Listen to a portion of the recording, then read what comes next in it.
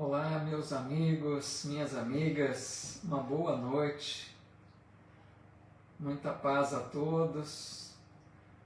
Vamos dar início aqui ao nosso estudo que realizamos às segundas-feiras e excepcionalmente hoje, domingo, porque amanhã temos um compromisso de uma live, então tivemos que antecipar o estudo para hoje.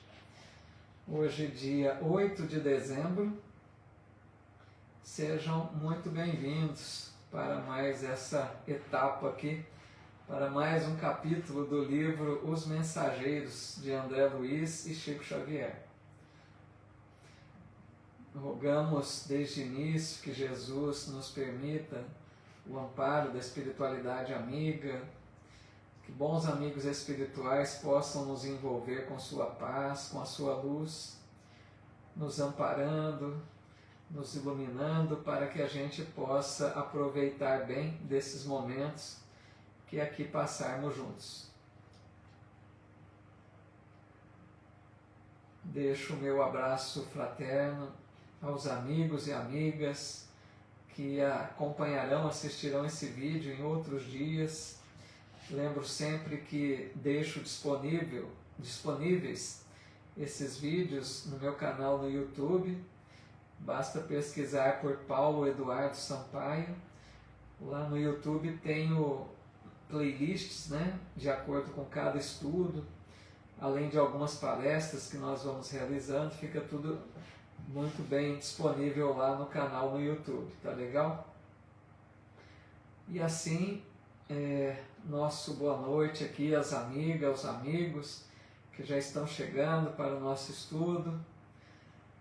Nosso boa noite aqui a Aurezina. Tudo bem, Aurezina? A Suelen, tudo bem? Boa noite, pessoal. Aqui no Face também a Lourdes Galvani, a Isabel Costa e a todos que aí estão já aguardando. Vamos aguardar apenas uns minutinhos para que os amigos possam conectar aqui conosco.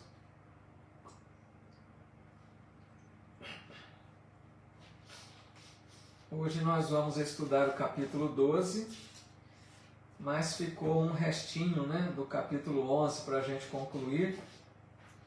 E aí a gente avança para o capítulo 12 então. Só aguardando uns minutinhos para que possa dar tempo de mais amigos acompanharem aqui conosco, que esse vídeo possa ser divulgado a mais amigos aí.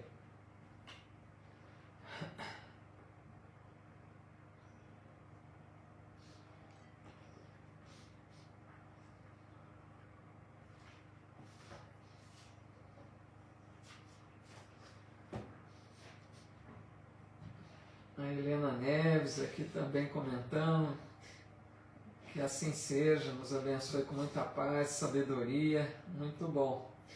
Querido amigo Luiz Otávio Henrique, grande amigo lá de Pongaí, um abraço, viu, Luiz Otávio? Fico muito feliz com a tua presença aqui, muito bem-vindo.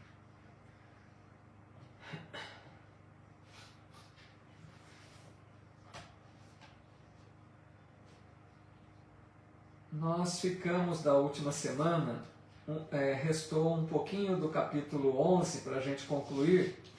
Eu vou aqui adiantando já, enquanto a gente aguarda aí um pouquinho, ver quem mais possa acompanhar conosco.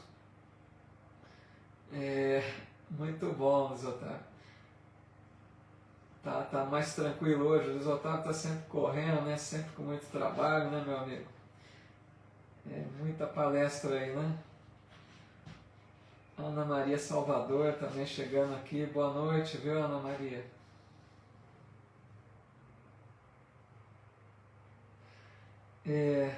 Vamos adiantando aqui então. Eu vou buscar concluir só o capítulo 11 para a gente avançar já para o 12 hoje. No capítulo 11 nós falamos a semana passada sobre o doutrinador chamado Belarmino. E ele, só relembrando rapidamente, Belarmino veio em missão à Terra para trabalhar com a doutrinação ou o diálogo com os espíritos. e ele fracassou também, né, como tantos outros. Ele conhecia muito sobre doutrina, sobre o evangelho, mas não praticava, né, ele tinha apenas teoria, não tinha prática daquilo que ele havia aprendido. E ele foi presidente de uma casa espírita, e diz ele que se deixou levar, né, pelo poder ali, pelo comando, que é um dos problemas que a gente enfrenta. E ele acabou sendo muito exigente, rigoroso com os médiuns, queria muitas provas para ver se eram verdadeiras as comunicações, e assim ele foi complicando a sua tarefa. Da dúvida ele passou para a descrença, e dá para a gente ver o quanto ele foi desviando, né, do caminho ideal ao qual ele se propôs antes da encarnação. E assim então a gente vai dar sequência aqui. A Bruna Souza aqui também no Insta, boa noite. Margarida Zanelati, Lourdes Galvani, Abner Rodrigues, muito bem-vindos, meus amigos. Muita paz a todos. Então a gente vai continuar aqui de onde paramos, no parágrafo que diz assim: não estávamos num grupo de intercâmbio entre o visível e o invisível? Ele começa aqui agora a querer justificar a sua atitude. Não eram os médios simples aparelhos dos defuntos comunicantes? Olha o termo, né? Por que não viriam aqueles que pudessem atender aos nossos interesses materiais imediatos? Não seria melhor estabelecer um processo mecânico e rápido para as comunicações? Por que a negação do invisível aos meus propósitos de demonstrar positivamente o valor da nova doutrina? Então aqui ele começa a argumentar como se ele estivesse certo, ele dando a entender que deveria ser uma coisa muito mais prática, né? Uma coisa mais mecânica. Ele dá a entender aqui, por que não funcionar ali, né, de uma forma simples, sem muitas exigências, sem muitas questões ali, como acontece realmente, né? Nós sabemos que numa reunião mediúnica é muito cuidado que se deve ter do bom relacionamento entre todos, a questão fluídica, né? A questão das sintonias, a elevação de pensamentos, a preparação durante o dia. Então, assim, tem muitos cuidados, né, que existem para que a reunião possa ser proveitosa. E aqui ele argumentando como se ele quisesse que fosse uma coisa mais mecânica, né, muito prática, um processo mecânico e rápido, ele diz aqui. Aí ele continua dizendo: debalde, Elisa me chamava para a esfera religiosa e edificante, onde poderia aliviar o espírito atormentado. O Evangelho, todavia, é livro divino, e enquanto permanecemos na cegueira da vaidade e da ignorância, não nos expõe seus tesouros sagrados. Então, aqui ele lembrando, né, que a esposa tentava sempre ali reconduzi-lo ao caminho do Evangelho, porque ele estava se perdendo, né, com a tarefa. E a esposa tentava trazê-lo de volta, né, argumentando ali com a questão do Evangelho. E ele diz aqui, ele depois reconhecendo, né, que o Evangelho é livro divino. Enquanto permanecemos na cegueira da vaidade e da ignorância, o Evangelho não nos expõe seus tesouros sagrados. Então, para a gente, isso aqui é muito importante. Para a gente receber, encontrar o tesouro que há no Evangelho de Jesus, é preciso aproximar-se dele com simplicidade, com humildade, com desejo de aprender, né? E não com vaidade, arrogância, a cegueira, né? Aquela pessoa que busca como se fosse um livro prático ali de orientações. Então o Evangelho aí não se revela. E ele diz, por isso mesmo, taxava-o de velharia, vejam, ele desprezando o Evangelho, né? E de desastre a desastre, antes que me firmasse na missão de ensinar, os amigos brilhantes do campo das cogitações inferiores da Terra arrastaram-me ao negativismo completo. Então ele foi se perdendo, né? Foi negando as comunicações, desacreditando e se entregando ao negativismo completo. Desacreditou totalmente, né, das comunicações. Os amigos que vão chegando aqui, a Iraniso Catelli Gaspar, a Carla Martins, a Dilma Garcia, o Bruno Bronzato, muito bem-vindos, meus amigos, muito boa noite, viu? O Gerson, né? Aí ele diz assim: do nosso agrupamento cristão, onde poderia edificar construções eternas, transferi-me para o movimento não da política que eleva, mas da politicária inferior, que impede o progresso comum e estabelece a confusão nos espíritos encarnados. Por aí estacionei muito tempo, desviado dos meus objetivos fundamentais, porque a escravidão ao dinheiro me transformara os sentimentos. Mais um problema grave, né? Então, conforme ele foi desacreditando das comunicações, desinteressando-se do trabalho mediúnico, ele começou a despertar interesse por outra atividade, né? No caso, a política. E ele deixa bem claro, não a política de forma mais construtiva e elevada, porque a política também é uma questão neutra, né? Depende de como a conduzimos, assim como o dinheiro. Mas ele se entregou, como ele diz, à politicária, né? Inferior, voltado ali mais para o interesse, né? dos recursos financeiros, do dinheiro, e acabou se comprometendo demais, né? Aí ele diz: e assim foi, até que acabei meus dias com uma bela situação financeira no mundo e um corpo crivado de enfermidades, com um palácio confortável de pedra e um deserto no coração. Que triste, né? Ele conquistou um grande patrimônio material, mas aquilo que era o essencial, a tarefa a qual ele se comprometeu na espiritualidade, ficou em segundo plano e ficou ali abandonada, né? sem realizá-la. A revivescência da minha inferioridade antiga religou-me a companheiros menos dignos no plano dos encarnados e desencarnados. E o resto, o meu amigo poderá avaliar: tormentos, remorsos, expiações. Concluindo, asseverou: mas como não ser assim? Como aprender sem escola, sem retornar o bem e corrigir o mal? Sim, Belarmino disse abraçando-o, você tem razão. Tenho a certeza de que não vim tão só ao centro de mensageiros, mas também ao centro de grandes lições. Tentando ali confortar o amigo, né?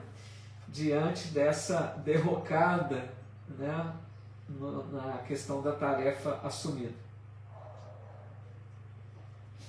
Boa noite aos amigos que foram chegando aí no transcorrer da live, muito bem-vindos.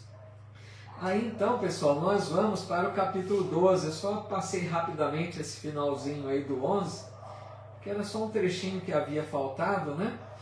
E o capítulo 12, que nós propusemos aqui para estudo de hoje, ele tem o título de A Palavra de Monteiro, tá legal? E o capítulo 12, então, inicia-se. Ó, amigo De Roses aqui no Insta, tudo bem, De Roses? Amigo lá de Pongaí, o Tavinho está aqui no Face, bom, pelo menos estava, né, no início. Tudo bom aí, meu amigo? Tudo certo? Bem-vindo, viu? Então, vamos lá. Capítulo 12, A Palavra de Monteiro. Os ensinamentos aqui são variados.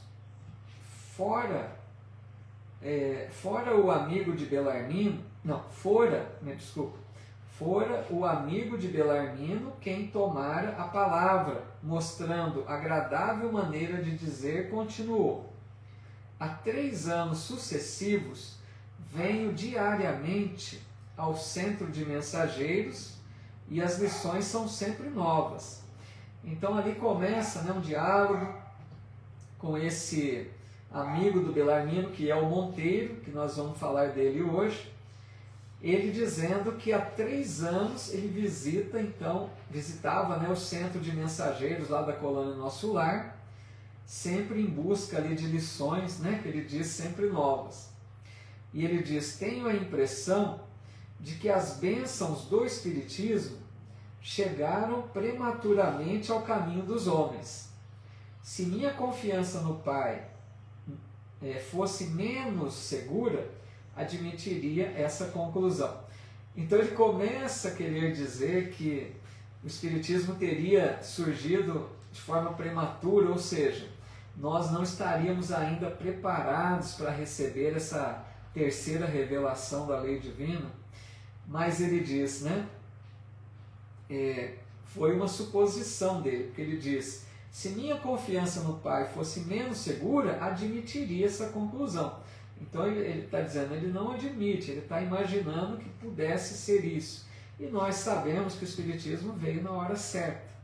Jesus tem o controle muito seguro, né, das revelações, o momento de cada coisa, de cada missionário que vem à Terra. Então sabemos que o Espiritismo surgiu como promessa do Cristo no momento certo. O que acontece é que nem todos estão preparados para compreender essa mensagem, né? Então nós sabemos que é um avanço grande no entendimento das leis divinas, mas que é preciso olhos de ver, né? Como dizia Jesus, aqueles que conseguem perceber realmente essa nova revelação, esse avanço aí, né? Que Jesus nos oferece com esse Consolador prometido por Ele mesmo. Belarmino, que observava atento os gestos do amigo, interveio explicando: o nosso Monteiro tem grande experiência no assunto. Sim, confirmou ele, experiência não me falta. Também andei às tontas nas semeaduras terrestres. Como sabem, é muito difícil escapar da influência do meio quando em luta na carne. Então ele começa a dizer, né, que ele também foi daqueles que errou bastante com a sua tarefa, né, proposta aqui no caso também da doutrinação ou do diálogo, né, com os espíritos. E ele está dizendo que sofreu muito com a influência do meio. Essa questão que muitas pessoas dizem, né, que o meio corrompe, que o meio é totalmente decisivo na questão, né, da pessoa se sair bem ou não. Então nós sabemos que é lógico que existe uma influência do meio, mas não é totalmente, né, decisiva sobre a pessoa. Então o meio influencia, mas cada um de nós é livre para fazer suas escolhas. Nós podemos sim sofrer a influência do meio, a influência das outras pessoas, né? O contexto onde nós estamos situados, de repente nos interfere em nossas escolhas. Podemos às vezes copiar atitudes dos outros, sofrer a influência boa ou má, né? Nos dois lados. Mas nós seremos sempre responsáveis pelas nossas escolhas, é livre-arbítrio. Então ele coloca aqui a questão do meio, mas entendendo que não é totalmente, né, decisiva na questão, existe a questão do livre-arbítrio. Aí ele diz, o Ailton está dizendo aqui, eu costumo dizer que não vou com a maioria, é muito perigoso, né, se deixar influenciar. Então, a gente precisa estar sempre atento, né, sobre essa questão daquilo que nos rodeia, do contexto no qual estamos inseridos, né, para saber se nós nos deixamos levar por essa influência, né, que está à nossa volta. Nunca podemos nos deixar levar por isso. Temos que ter nossa postura, né, nossas escolhas, Temos que ter consciência daquilo que queremos para saber se o que o meio oferece é bom ou não, né? Então nós não podemos ser produto do meio. Boa noite, Márcia Gasparini aqui também, e aos amigos todos que aqui estão. A Carla Martins dizendo, temos escolhas, né? Livre-arbítrio, mas a colheita é certa, é isso mesmo, né? Somos livres para semear, mas precisamos colher aquilo que semeamos. E ele diz, são tantas e tamanhas as exigências dos sentidos em relação com o mundo externo que não escapei. Igualmente é doloroso desastre. Então aqui ele fala, amigos, sobre as exigências dos sentidos. Isso aqui é mais ou menos a questão das más paixões, né? Aquilo que Kardec falou tanto sobre a influência que a matéria exerce sobre o espírito encarnado. Então nós sofremos uma influência muito grande das coisas do mundo, da matéria, como matéria em geral, né? Então é aquilo que se chama más paixões.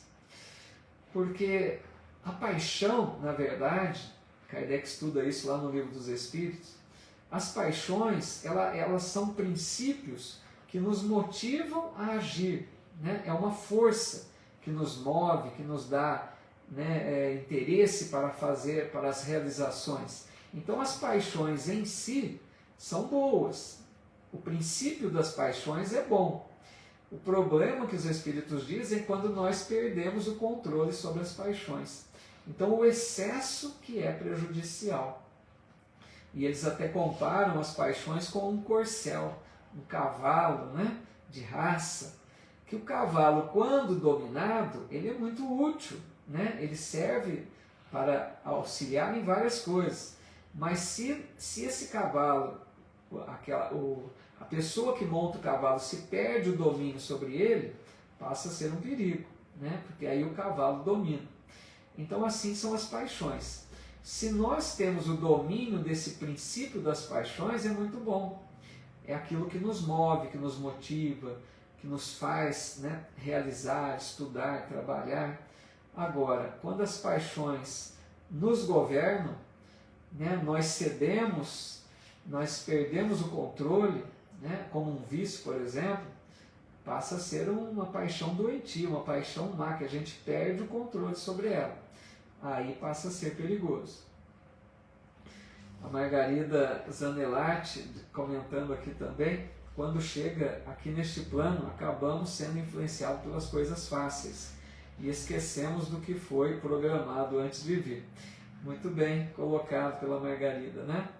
Aqui no plano carnal, a gente se deixa levar muitas vezes, né, pelo que a Margarida coloca, como as coisas fáceis, as coisas que nos atraem, né, aquele interesse para tudo que é mais cômodo, a porta larga, né, como Jesus falou. Então por isso que Jesus falou, porfiai por passar pela porta estreita, no sentido de fazer esforço, não ceder a qualquer influência, a qualquer tentação. E o Monteiro aqui está dizendo que ele acabou se perdendo muito por causa disso. Aí diz assim, mas como indaguei interessado em consolidar conhecimentos? O André Luiz queria que ele explicasse por quê, o que houve. E ele fala assim, agora ele vai dizer uma frase que é interessante aqui para a gente pensar. É que a multiplicidade de fenômenos e as singularidades mediúnicas reservam surpresas de vulto a qualquer doutrinador que possua mais raciocínios na cabeça que sentimentos no coração. Olha que interessante isso.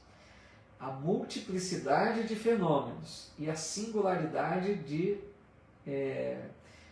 de faculdades mediúnicas. Porque ele está dizendo o quê? Um doutrinador que se depara de repente com muitos médiuns, com faculdades diferentes mediúnicas, e ali ele percebe os fenômenos que vão surgindo de acordo com cada faculdade mediúnica. Se esse doutrinador ou dialogador não tiver um propósito, né, firme no trabalho sério, no trabalho de levar o auxílio da luz do esclarecimento, ele acaba se perdendo, né, que foi o que aconteceu aqui com o Monteiro, ele acaba se perdendo diante da singularidade dos fenômenos. Aqueles fenômenos atraem atenção, despertam interesse, e a pessoa às vezes se desliga da essência, né? O trabalho simples do diálogo, da orientação, às vezes fica em segundo plano, porque a pessoa ali, o dialogador, se preocupa mais com os fenômenos que começam a surgir, né, diante de seus olhos. Boa noite aqui, as amigas que foram chegando, a Odete Oliveira, a Dair Alves, a Bianca Brunelli, muito bem-vindas, viu? Muito boa noite. Nós estamos aqui no capítulo 12, né, do Mensageiros, tá? A Palavra de Monteiro.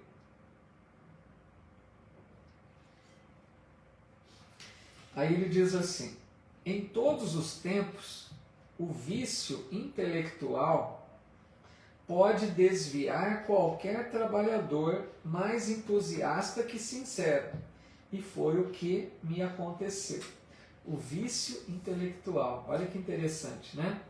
Aquelas pessoas que buscam mais a questão do conhecimento, né? Da inteligência, do que propriamente o trabalho ali mais sério no campo da moral. Ele foi se deixando levar, né, pelos fenômenos, por tudo aquilo que atraía sua atenção, ligado mais à questão da inteligência, né, do conhecimento, do lado aí intelectual.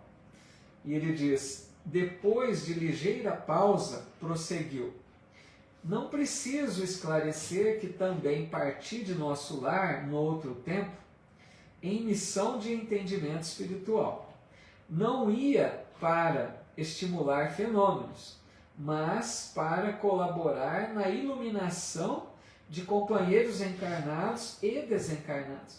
Então ele confirma ali para André Luiz, né, que a missão dele era justamente não se deixar levar pelos fenômenos. Ele veio preparado para isso. Esse que é o interessante, né? Os espíritos são tão preparados antes da encarnação, e chegamos aqui, muitos de nós nos perdemos, né, na atividade, desviamos ali o objetivo principal da tarefa, e ele então está dizendo, né, que ele veio para colaborar na iluminação de companheiros, né, com a sua palavra, porque o dialogador ou doutrinador é aquele que fala da doutrina, que orienta, fala do evangelho, né, e não se deixa prender por causa de fenômenos.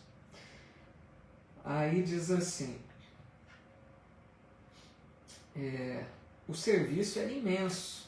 Nosso amigo Ferreira pode dar testemunho, porquanto partimos quase juntos.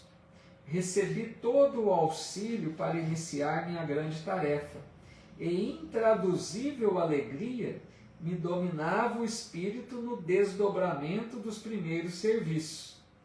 Minha mãe, que se convertera em minha devotada orientadora, não cabia em si de contente. Enorme entusiasmo instalara-se-me no espírito. Então, como os outros também, né, recebeu todo o amparo, o auxílio lá em nosso lar, foi muito bem preparado. A mãe era sua orientadora, todos ali felizes, né, pela possibilidade de uma tarefa importante a ser realizada. Então, assim, os espíritos vêm, né, com aquela empolgação, com aquela vontade de realizar, conscientes de que aprenderam bastante, assim, tem tudo para fazer um bom trabalho.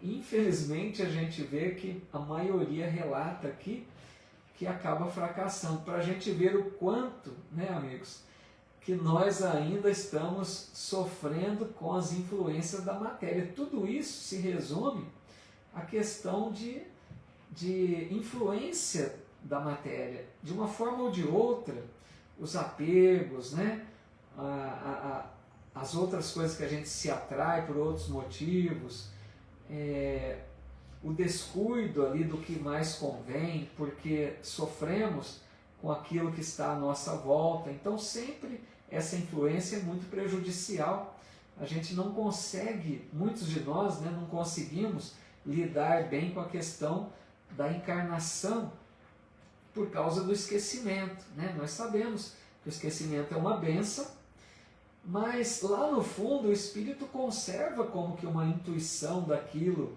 que traz para a encarnação. Ele tem, né, a inspiração dos bons espíritos. Então, assim, não é que ele está totalmente às escuras. Nós temos, geralmente, né, essa intuição lá no íntimo da nossa alma, e temos também o amparo da espiritualidade, que sempre vai estar nos inspirando, né, para a tarefa. O Ailton está dizendo aqui, como se fosse uma embriaguez, né, da pior forma, com um deslumbre. Então, bem por aí mesmo, né? Muitos ficam bem aturdidos, né, bem envolvidos ali com os fenômenos, como foi o caso dele aqui, e acabam se perdendo. Bom, mas aí diz assim, sob meu controle direto estavam alguns médiuns de efeitos físicos. Olha só, tinha até médiuns de efeitos físicos. Além de outros consagrados à psicografia e à incorporação. E tamanho era o fascínio que o comércio com o invisível exercia sobre mim, que me distraí completamente quanto à essência moral da doutrina. Isso aqui é muito sério, né, que ele está dizendo. Então vejam, ele tinha ali na sua equipe médiuns com faculdades diferentes, de efeitos físicos, psicografia, incorporação. Olha só que equipe, né, boa, de diversidade ali de faculdades para que fosse realizado o trabalho. Mas ele está dizendo que o comércio com o invisível, o que seria isso? A curiosidade que ele se deixou levar, o interesse pelos fenômenos que foram aparecendo, ele começou a se interessar por outro lado, não em auxiliar, mas em buscar satisfazer suas curiosidades. Então aqui nós vemos uma questão muito grave que enquanto, amigos, a doutrina não entra em nós, nós somos aqueles espíritas imperfeitos que diz Kardec.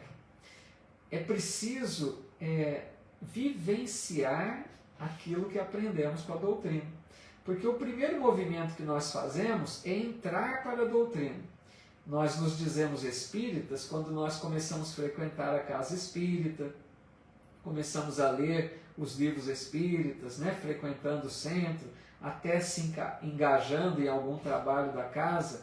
Então isso é o movimento de entrar para a doutrina.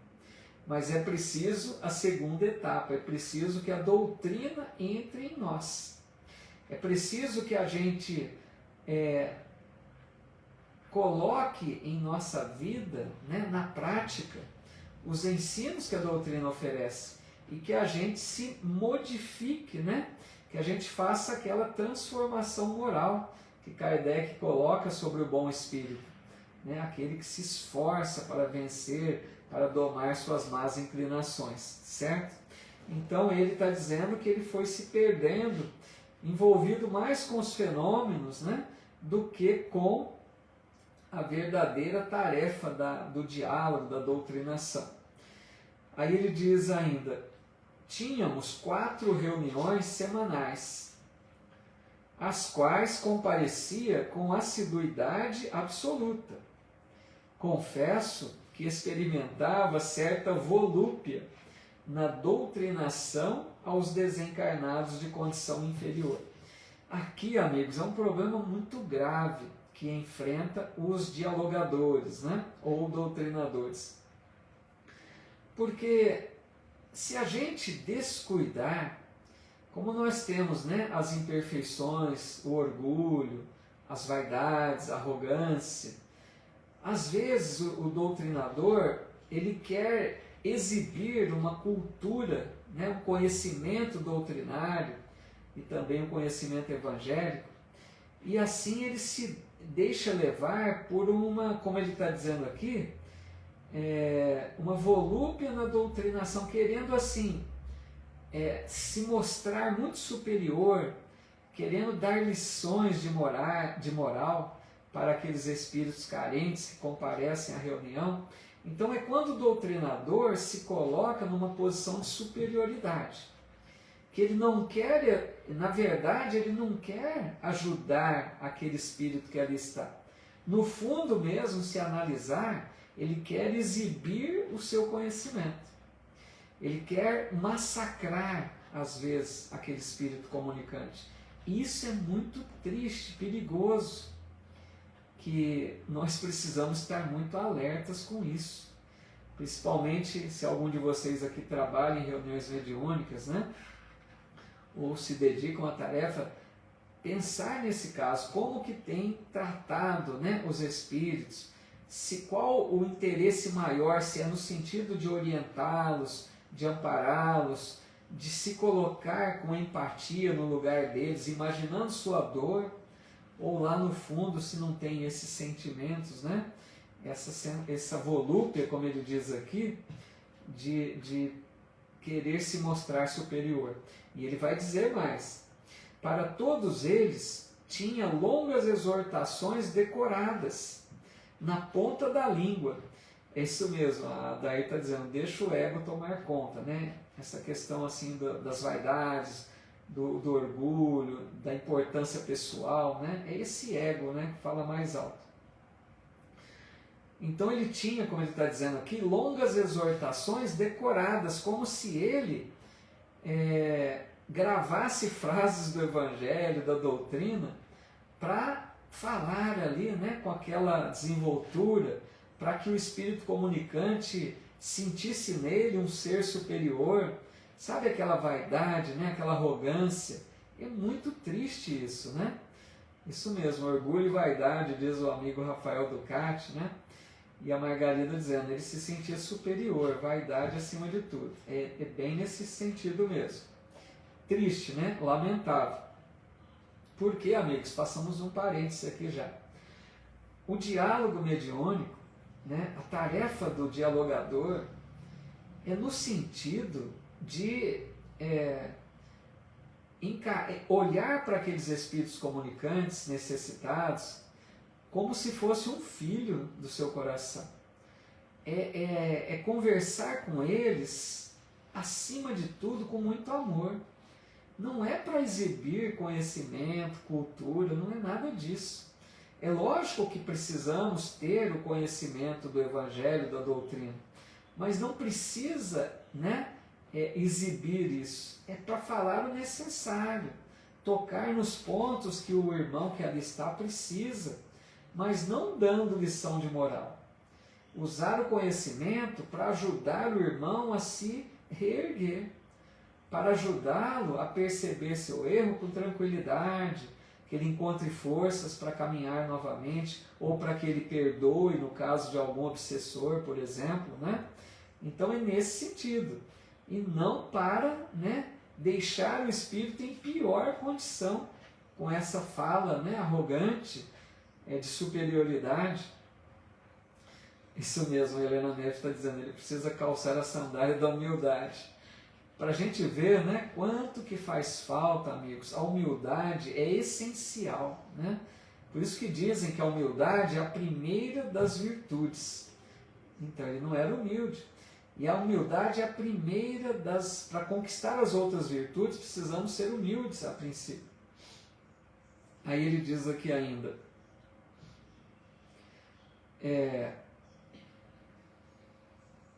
aos sofredores fazia ver que padeciam por culpa própria. Olha só, chegava ali um espírito, né, sofrendo, lamentando a sua condição, e ele fazia questão de dizer claramente que ele estava sofrendo por culpa dele mesmo. Tudo bem que é isso, né, lei de causa e efeito, mas precisa dizer isso, né? O que eles mais precisam ali é de uma mão amiga e não de apontar o erro, né? É isso que a Lourdes está dizendo, tratar com carinho, né? Está precisando de ajuda, é nesse sentido. O dialogador tem que ter essa habilidade. Dialogador não é condição essencial, conhecimento só. preciso tato, né? Amor, empatia, para que possa realizar um bom trabalho. Os casos de obsessão mereciam-me ardor apaixonado. Estimava enfrentar obsessores cruéis para reduzi-los a zero no campo da argumentação pesada. Então ele gostava de atender o obsessor, porque com o conhecimento que ele tinha, ele queria, como ele está dizendo, arrasar aquele obsessor, reduzi-los a zero, ou seja, mostrar a ele quanto ele estava errado, quanto que ele não tinha aprendido um caminho melhor, quanto que ele precisava aprender mais. Então ele queria, nesse sentido, assim, de exibir mesmo, né, o seu conhecimento e a sua superioridade. Outra característica que me assinalava a ação firme era a dominação, que pretendia exercer sobre alguns pobres sacerdotes católicos romanos, desencarnados, em situação de ignorância das verdades divinas. Olha só, que coisa triste, né? Ele gostava também de atender espíritos de padres desencarnados, sacerdotes católicos, porque ele tinha um bom conhecimento, certo? Ele conhecia de evangelho, das passagens bíblicas. Então ele queria falar com o sacerdote, mostrando que o sacerdote não havia compreendido a mensagem de Jesus. Porque a doutrina espírita nos abre, né, a visão para o entendimento mais profundo do evangelho. Então ele queria exibir esse conhecimento para deixar o padre católico, né, numa condição de inferioridade, para ele perceber que ele não conhecia tanto assim. Então ele tinha esse prazer de diminuir o outro, né? Ele não estava preocupado de auxiliar, de mostrar um caminho melhor, de estender a mão amiga. Não era essa a intenção dele, né? Chegava ao cúmulo de estudar pacientemente longos trechos das Escrituras, não para meditá-los com o entendimento, mas por mastigá-los a meu bel prazer, bolsando-os depois aos espíritos perturbados, em plena sessão, com a ideia criminosa de falsa superioridade espiritual. Olha que coisa, né? Ele estudava trechos das Escrituras, no sentido assim, para decorar aquilo, né? Para poder exibir o seu conhecimento. Olha que triste isso, né?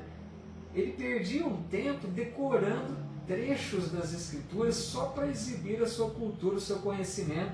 Aquilo não era parte, né, que ele vivia aquilo. Estava apenas na memória, né? Era apenas um papagaio para repetir o conhecimento ali das Escrituras. Lamentável, né? Um espírito que teria sido tão bem preparado em nosso lar para realizar uma tarefa e agindo dessa maneira tão distante daquilo que se esperava dele. O apego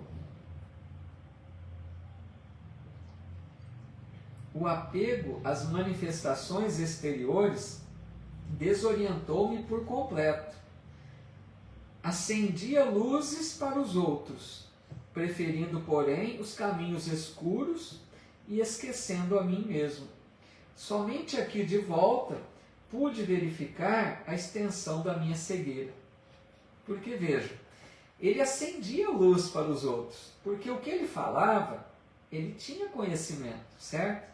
Então ele falava de algo que realmente estava lá no Evangelho, na doutrina, ele não estava falando absurdo.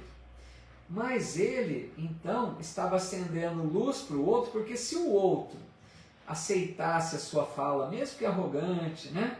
Mesmo que orgulhoso, mesmo que vaidoso, se o espírito que ouvia aprendesse com aquilo que ele falava, o espírito estava recebendo uma luz espiritual do entendimento. Mas ele mesmo não acendia luz nele.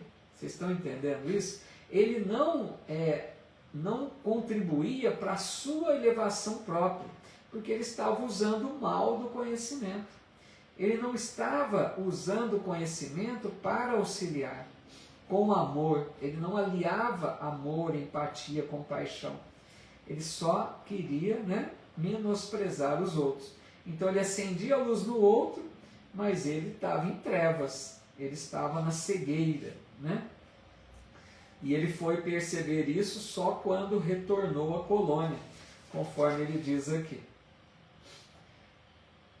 Tudo bem até aqui, pessoal?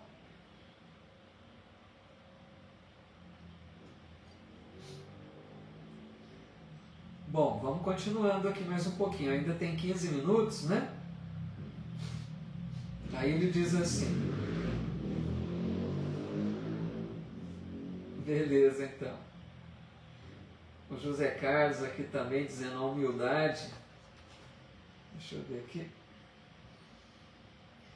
O José Carlos está dizendo a humildade, e eu acrescento mais que a solidariedade, né? As maiores virtudes que precisam ter reconhecimento na evolução do ser humano.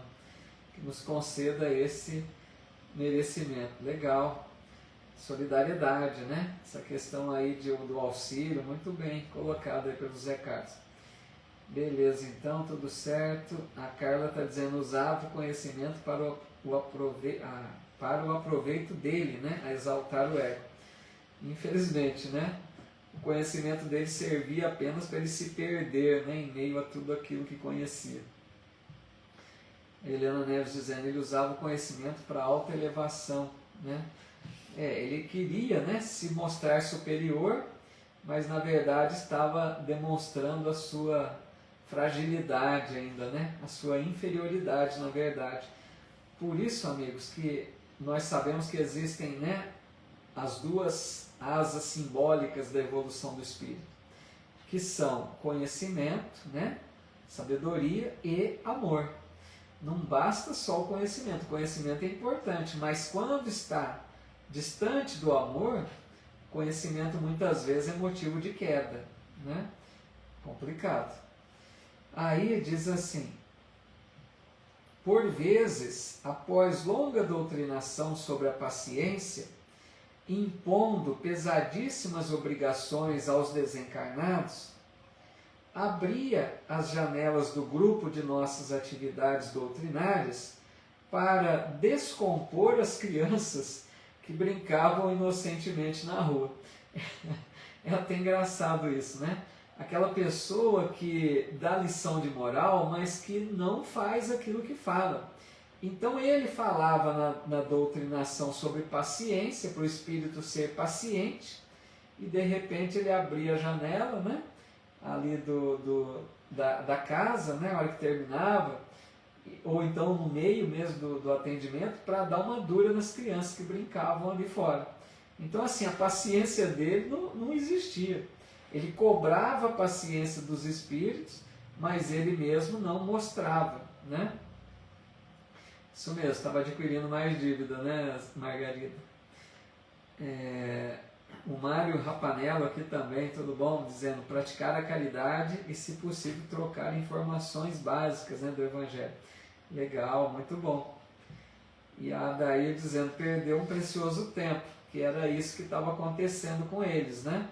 Desperdício do tempo, quando não da própria encarnação toda, né?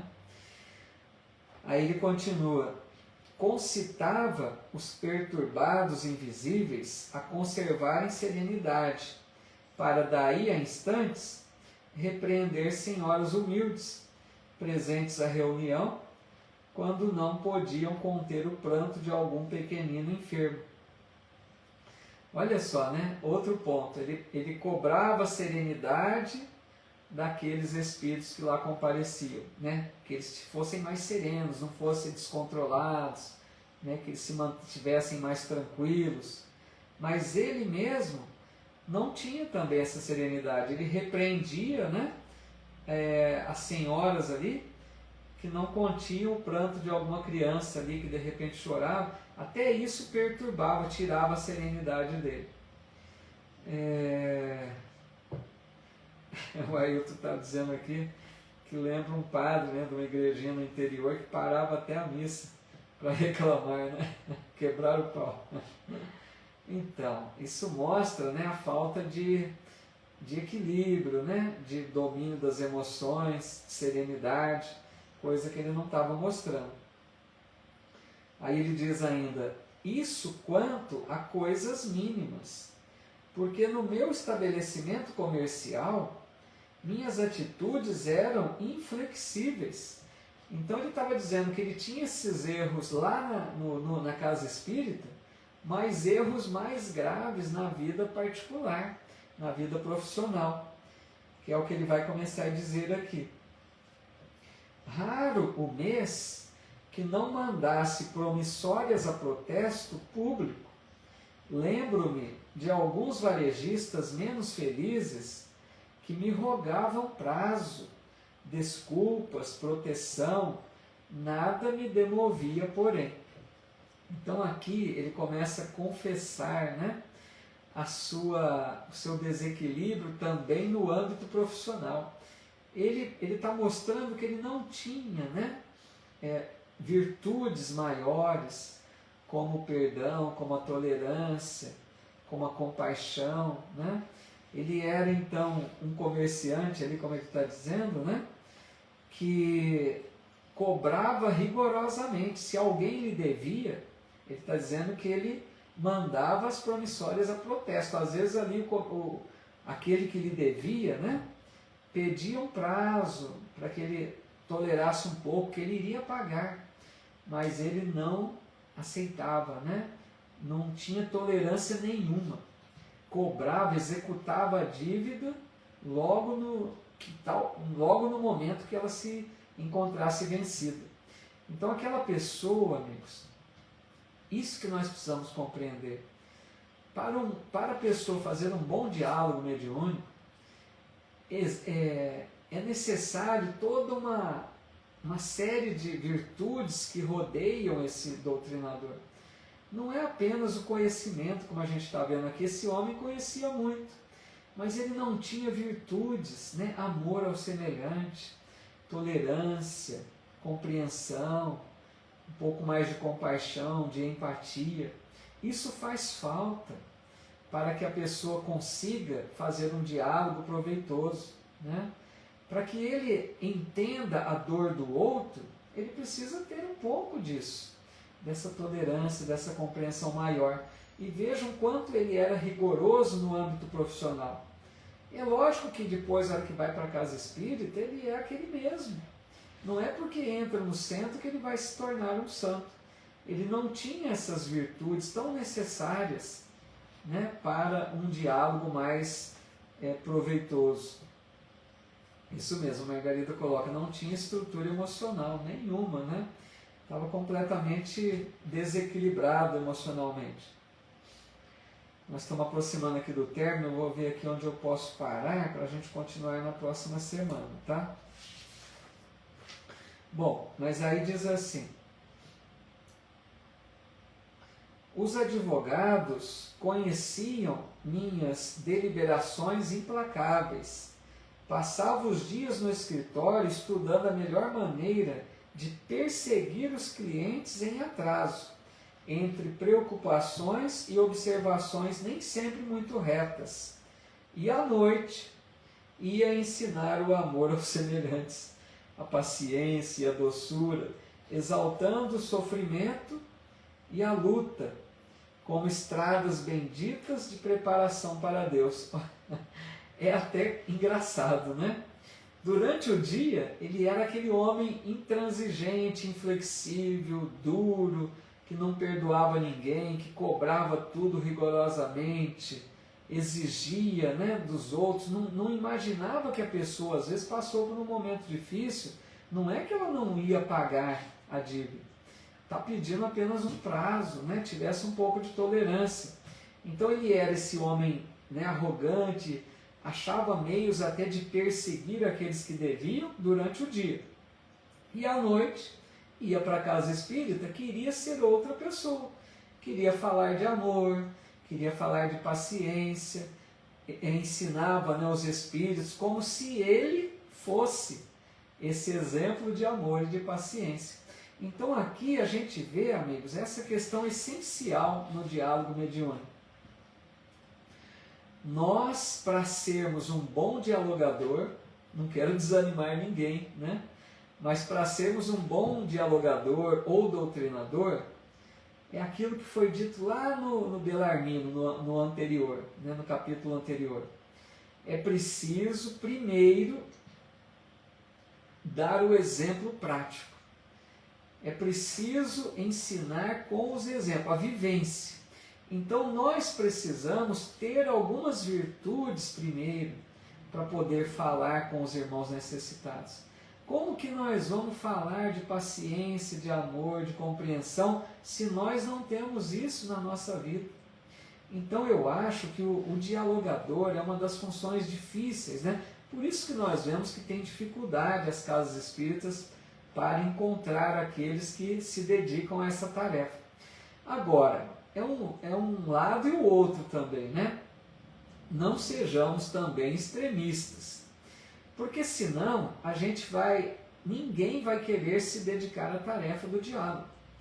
Não está se pedindo um santo para ser um dialogador.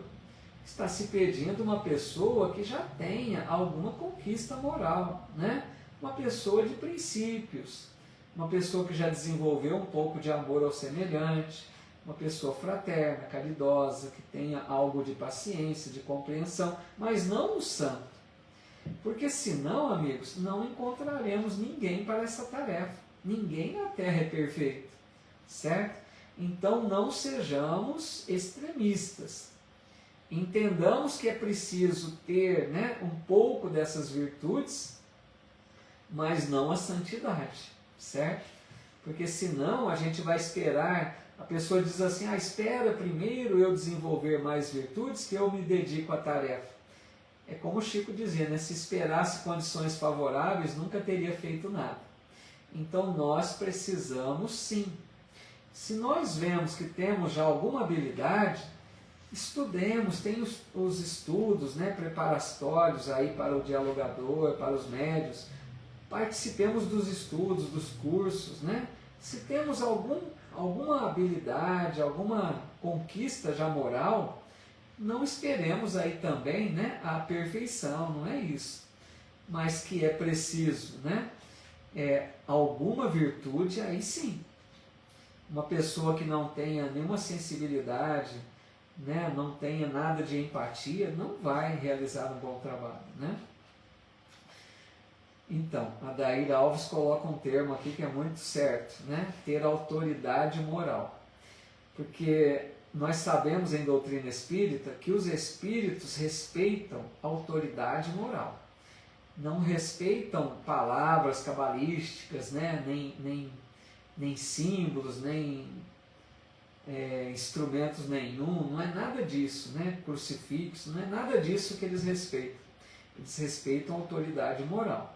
Então é preciso desenvolver cada vez mais essa moral mais elevada, porque aí sim, né, teremos essa maior autoridade para dialogar. A Carla Martins deixando aqui, né, gratidão por mais uma partilha da doutrina espírita que nos liberta, nos solidariza com nossos irmãos e sem caridade não há salvação. Muito bom, Carla, boa noite, viu? Que assim seja. Ana Lúcia dizendo, enquanto trabalha, também aprende.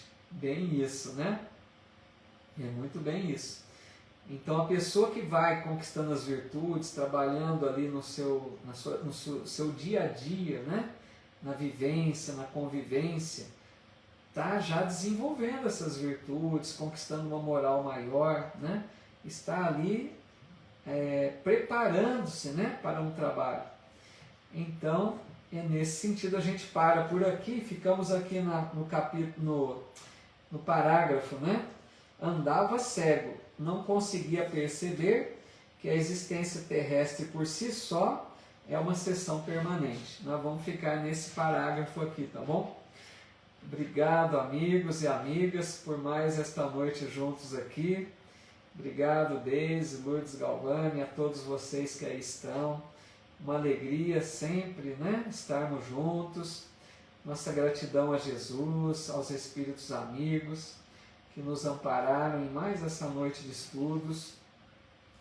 Deixo aqui um convite àqueles que quiserem, né? Nosso estudo foi antecipado para hoje, porque amanhã eu vou participar de uma live com a amiga Michele Matar, que ela tem o canal Lições e Conexões, e ela convidou-nos para uma live amanhã, lives que ela está realizando de temas natalinos, né, da época de relembrar Jesus. Nós vamos conversar amanhã sobre a caridade. Então amanhã às 21 horas, aqueles que quiserem, fica o convite, eu compartilho na minha página, tá legal? Do Facebook, mas é também pelo YouTube, aqueles que preferirem, YouTube ou Facebook, tá legal? Amanhã, 21 horas. Então, que assim tenhamos todos uma noite de muita paz, uma semana abençoada. Nosso próximo estudo será na quarta-feira, o Evangelho de Mateus. Ainda teremos aí mais, creio que essa semana e a outra, né, para dar a pausa de fim de ano, mas a gente vai conversando, né? Então, que todos nós tenhamos as bênçãos de mais alto, nossa gratidão por tudo que recebemos, que tenhamos uma semana abençoada, com muita paz, com muita luz, e possamos nos encontrar mais vezes, né, nesses estudos. Muito obrigado a todos, fiquem com Deus, o meu abraço fraterno, muita paz a todos, muito obrigado aqui pelas mensagens tão carinhosas, tão fraternas, que eu faço questão de ler todas ao final com muita calma, recolhendo esse carinho de vocês e guardando em meu coração. Muita paz, até o nosso próximo encontro, fiquem com Deus. Tchau, gente, até